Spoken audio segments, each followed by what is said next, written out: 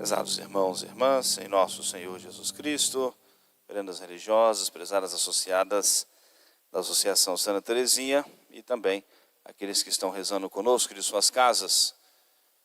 Hoje celebramos essa festa tão importante, a festa da Epifania, a manifestação de nosso Senhor, hoje, ao mundo pagão, aos santos reis magos. Já conhecemos a história, ouvimos dois relatos na liturgia de hoje. A profecia do profeta Isaías, 500 anos, mais ou menos, antes da vinda de nosso Senhor. E o profeta Isaías, tendo sido inspirado por Deus, anunciava que Jerusalém seria invadida por esses camelos e dromedários e as comitivas que viriam do Oriente para adorar nosso Senhor. O Evangelho de São Mateus já nos narra o fato acontecido. Aparece a estrela aos reis lá no Oriente. Viram aquele sinal misterioso no céu, como a profecia anunciava que brilharia no céu um astro, seja mais brilhante que os outros, e era a indicação do nascimento do Salvador do mundo. Como homens estudiosos que eram, embora pagãos, mas estudiosos, das Escrituras, e conheciam essa profecia, tanto é que viram um sinal misterioso no céu, foram tocados pela graça de Deus e se colocaram a caminho. Então, tocados por nosso Senhor, tocados pela graça no seu coração, viram que a profecia, que era um sinal da profecia que assim anunciava, e se colocaram a caminho para conhecer nosso Senhor. Como o Evangelho diz, caminharam-se guiados por aquela estrela, até que chegaram próximo a Jerusalém, e aquele sinal desaparece. Entraram na cidade, ali que era a capital do povo de Deus, e foram perguntar: onde está o recém-nascido rei dos judeus? O rei dos judeus que acaba de nascer, porque nós vimos a sua estrela no Oriente e viemos adorá-lo. A confusão em Jerusalém. Que história é essa de rei dos judeus? Que história é essa de salvador do mundo?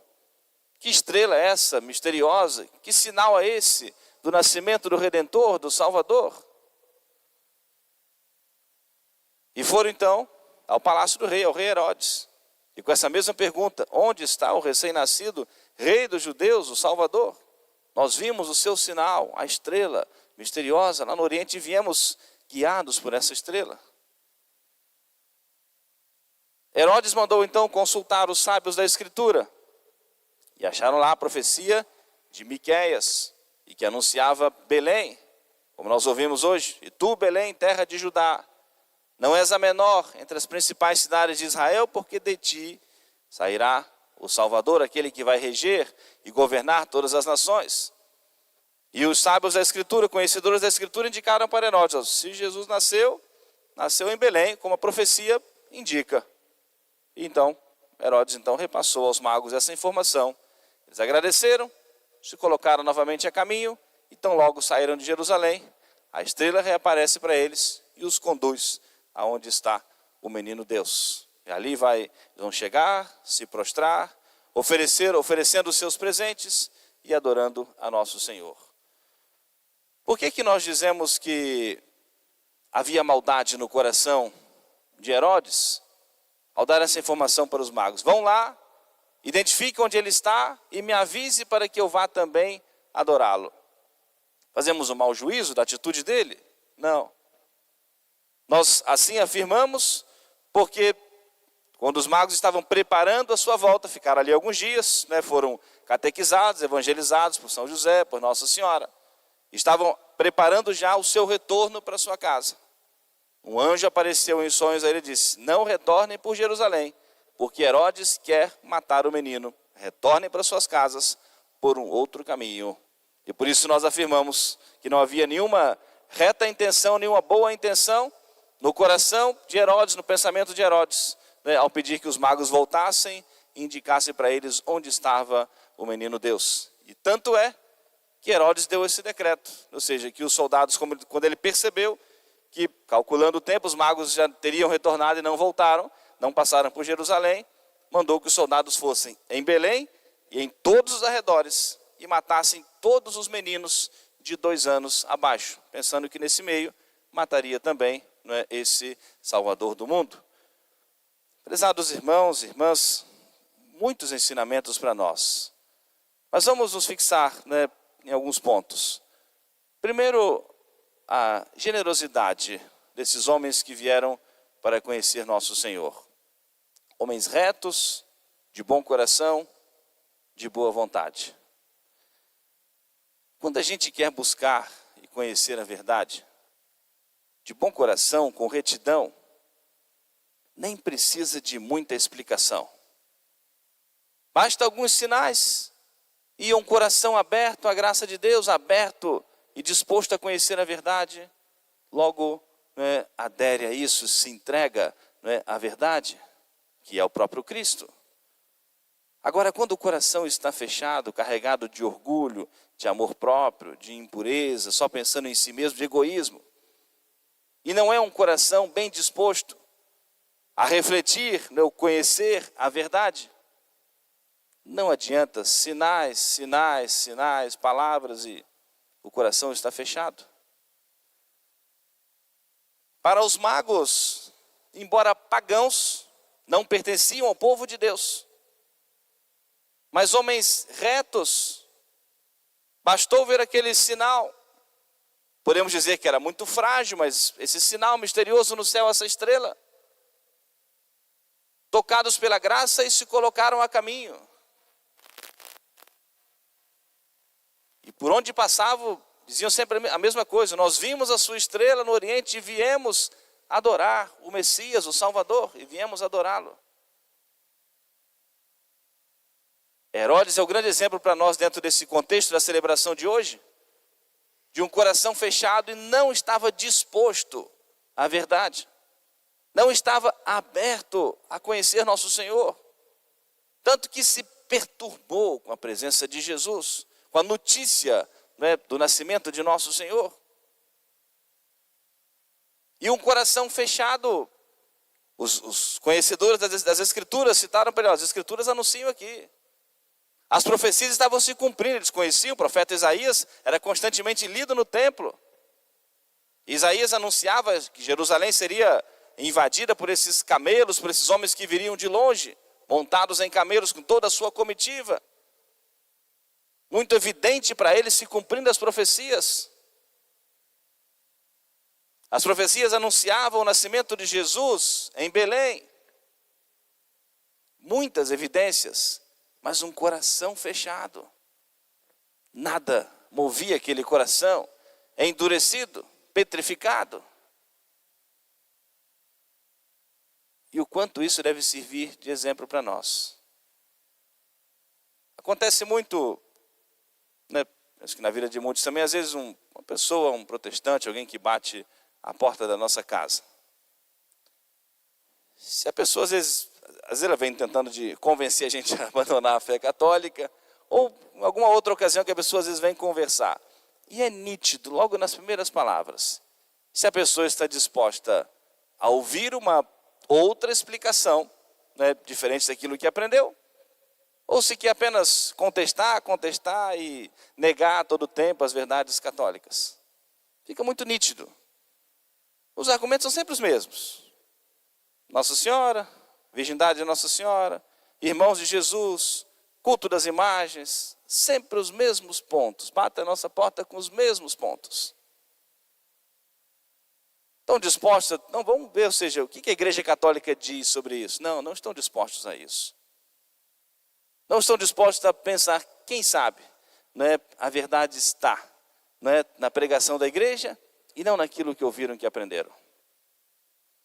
Mas quando a pessoa vem disposta a abrir o seu coração ao conhecimento da verdade, e disposta a partir do momento que reconhece que está errado, se dispõe a mudar, a conversa é completamente diferente. Mesmo que a pessoa aprenda os questionamentos baseados naquilo que aprendeu. Né? Ou seja, para esclarecer, às vezes desde a infância ouviu, né, que é demoníaco, né, ou seja, é idolátrico, né, a igreja tem as imagens, não é? Desonrar Nossa Senhora, a virgindade perpétua de Nossa Senhora, quando a Bíblia fala dos irmãos de Jesus, entre outras coisas. Mesmo que apresente o questionamento, mas disposta a ouvir o que a igreja diz sobre isso. Talvez esse ensinamento da Igreja Católica você nunca ouviu falar, e começa a esclarecer. A presença real da Eucaristia, o sacerdócio, o sacramento da confissão, que são pontos que são sempre batidos aí na mesma tecla. Quando o coração está fechado, não vale nem muito a pena a gente gastar palavras. Vai fazer muitas vezes raiva. Mas é um coração aberto, disposto a refletir, a questionar a sua consciência, a buscar a verdade. Aí vale a pena nós gastarmos um tempo na evangelização. E a festa dos reis nos ensina isso. Os reis, homens pagãos, mas abertos à verdade. Abertos a conhecer Nosso Senhor e o quanto eles foram privilegiados por isso. Herodes governava o povo de Deus, ungido como rei para governar o povo de Deus. Entre tantos outros contemporâneos que foram educados desde o berço, nas profecias, no judaísmo. E nasceu Jesus. Em Belém, não havia um local adequado para ele, na hospedaria. Rejeitaram Nosso Senhor. Aqueles que ouviram essa notícia, muitos se perturbaram. E Jesus não traz nunca perturbação na nossa vida. Traz sempre a paz, a serenidade, a paz ao nosso coração, ao mais profundo da nossa alma. A festa dos Santos Reis Magos exalta para nós a importância da fé católica e da igreja. Que deve ser sempre essa luz, essa estrela que brilha para nós. E que deve ser sempre referência para nós. Deve ser sempre referência. Eu já citei esse exemplo aqui, outra ocasião, mas me vem à mente nesse momento. Me lembro uma ocasião, e que diz respeito, ilustra bem esse ponto. Uma ocasião, às vezes, no seminário, eu já estava no grupo dos mais velhos assim, do seminário, já como diácono, e teve uma experiência vocacional, e veio vários rapazes, né, de um lugar, de outro, para conhecer o seminário, e a gente ficava muito próximo assim, para acompanhar as conversas, né, dos grupos que vinham, de um lugar, de outro, para a gente poder acompanhar e dar algum direcionamento junto com o padre. E me lembro, não me lembro o assunto que era, mas umas conversas assim, de recreio, e um jovem falou assim: o que a igreja diz sobre isso eu não sei, mas a minha opinião é essa. Bom, aí eu tive que intervir, mas como católicos, não está certo esse seu parecer. Sobretudo se é um ponto importante, né, ou seja, né, da fé, da moral. É sentir com a igreja, é crer com a igreja. O que a igreja diz é isso, mas eu penso de outra maneira. Bom, mas se você é católico, batizado, crer e professar tudo aquilo que a igreja não é crer e ensina, a nossa submissão, obediência ao Santo Padre, o Papa, né, a nossa vida, sermos católicos vivos na vida da igreja, a nossa vida sacramental, mas crer e professar em tudo aquilo que a igreja propõe para nós como verdade de fé. Então, se nós somos católicos, nós cremos em tudo, e a minha opinião, podemos dizer, tem que ser aquilo que ensina a igreja. E se eu tenho uma opinião contrária daquilo que ensina a igreja, eu preciso mudar a minha opinião. Eu preciso mudar o meu modo de pensar. E preciso crer e professar a fé em tudo aquilo que a igreja nos ensina. Que não basta que eu creia em alguma verdade que eu vou selecionar. Essa sim, essa não. Mas em tudo aquilo. Porque senão eu nego um princípio. A seleção, a escolha daquilo que é verdadeiro ou não, não está em mim. Mas a igreja, quem me ouve, a mim que ouve, diz nosso Senhor. E quem me despreza, é a mim que despreza. Quem vos despreza, quem vos ouve, a mim que ouve, quem vos despreza, é a mim que despreza, diz o Senhor. Tudo que ligares na terra será ligado no céu, tudo que desligares na terra será desligado nos céus. Por isso, a festa dos Santos Reis traz essa referência para nós da igreja, que deve ser a referência da nossa vida. Às vezes em conflitos, né, de casa, quando uma das partes, né, frequenta a igreja, a outra não, né, o esposo ou a esposa, ou vice-versa. Às vezes também se ouve, né, essa reflexão. Não, mas a igreja ou o padre não tem que dar opinião dentro da minha casa.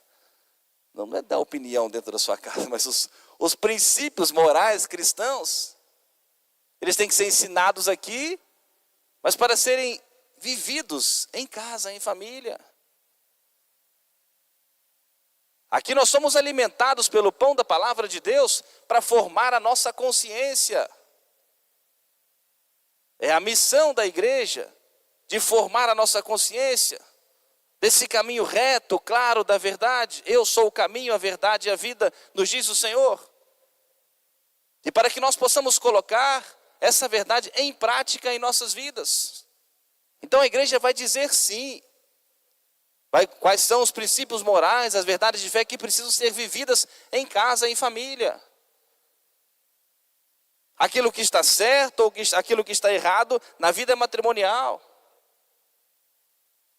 As orientações morais na educação dos filhos, na formação da consciência dos filhos. Nosso Senhor entregou o seu poder, a sua autoridade à igreja, aos apóstolos, à Santa Igreja Católica. E se nós cremos na igreja, essa luz, essa estrela que brilha para nós, cremos em tudo aquilo que a igreja nos ensina.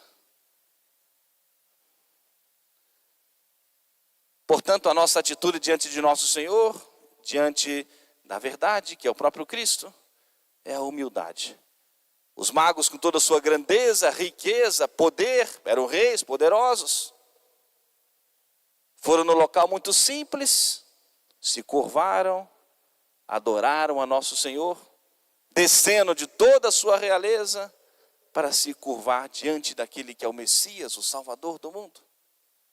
Submetendo a sua vida, submetendo todo o conhecimento que eles tinham, a nosso Senhor, esse gesto de adoração, de submissão. Dispostos diante de nosso Senhor, a reconhecer Jesus como Messias, o Salvador, a aprender tudo o que eles precisavam de novo, para viver e agora serem verdadeiros discípulos de nosso Senhor. E esse gesto, por ordem dos anjos, né, que eles voltassem por um outro caminho, também traz esse ensinamento para nós.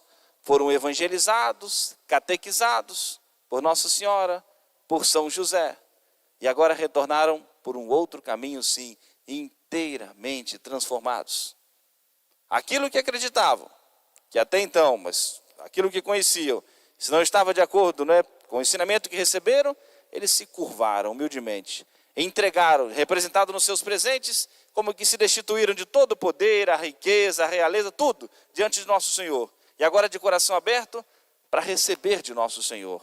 Receber de nosso Senhor a instrução, receber de nosso Senhor a graça, receber de nosso Senhor a fé, para aí sim poderem ser luz para evangelizar também o mundo inteiro.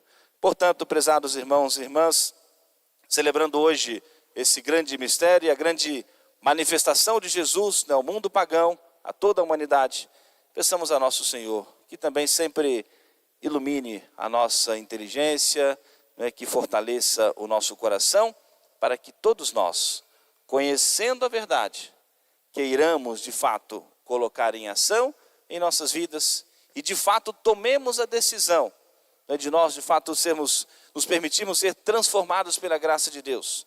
A conversão é uma mudança de atitude. A conversão é tomarmos decisões que vão muitas vezes, né, mudar as nossas ações, os nossos costumes, a nossa vida, mas para nós servirmos a nosso Senhor. Servir a Cristo é reinar e para um dia gozarmos da felicidade no céu. Amém. Louvado seja nosso Senhor Jesus Cristo. Para sempre seja louvado.